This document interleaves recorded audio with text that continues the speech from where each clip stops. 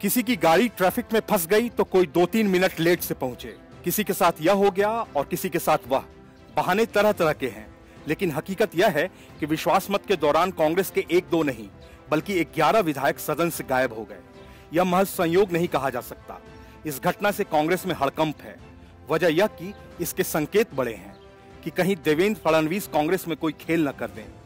एकनाथ शिंदे ने भी विश्वास मत जीतने के बाद यह कहा कि सरकार बनाने के असली कलाकार देवेंद्र फडणवीस हैं, जिनकी रणनीति के सामने शरद पवार की जेम्स बॉन्ड सोनिया गांधी भी फेल हो गई। नहीं तो शरद पवार ने खेल करने के लिए गोवा के उस होटल तक सोनिया गांधी को पहुंचा दिया था, जहां एकनाथ शिंदे के साथ बागी विधायक ठहरे हुए थे। यही वजह है कि विधानसभा में पूर्व मुख्यमंत्री अशोक चव्हाण सहित 11 कांग्रेस विधायकों के फ्लोर टेस्ट में अपना वोट डालने में विफलता के कारण पार्टी के भीतर वरिष्ठ नेताओं ने चिंता जताई और उनकी लापरवाही और अनौपचारिक व्यवहार पर सवाल उठाया। स्पीकर के चुनाव के दौरान एमवीए को जहां 107 वोट मिले थे, वहीं फ्लोर टेस्ट के दौरान गठबंधन की संख्या गिरकर 99 हो गई।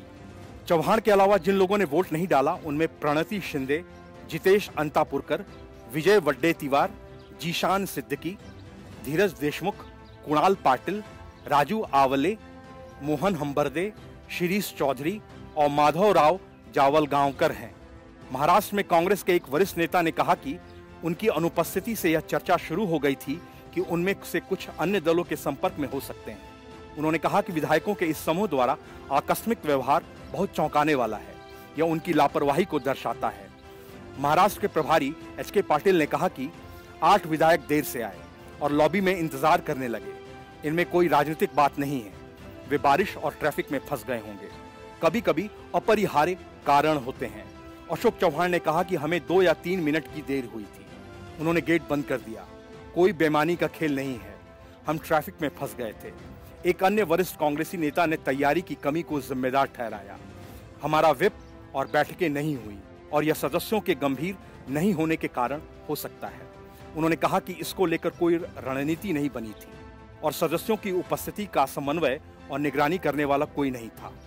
बांद्रा के विधायक सिद्दीकी ने कहा कि कुछ भ्रम था और हमने सोचा था कि पहले बहस होगी और फिर मतदान होगा, लेकिन पहले मतदान शुरू हुआ। कोई सीएलपी मीटिंग नहीं थी और हमें 11 बजे पहुंचने के लिए कहा गया। ट्रैफिक की वजह से मैं 5 मिनट देरी से पहुंचा और हम लॉबी में थे। हमने स्पीकर को अंदर आने की अनुमति देने के लिए एक नोट भेजा क्योंकि मतदान शुरू नहीं हुआ था, लेकिन हमें कोई प्रतिक्रिया नहीं मिली। एमपीसीसी की कार्यकारी अध्यक्ष प्रणति शिंदे ने कहा कि मैं उपलब्ध नहीं थी, मेरे पास काम था और मैंने पार्टी को अपनी अनुपस्थिति के बारे में सूचित किया। Bureau report, news of India.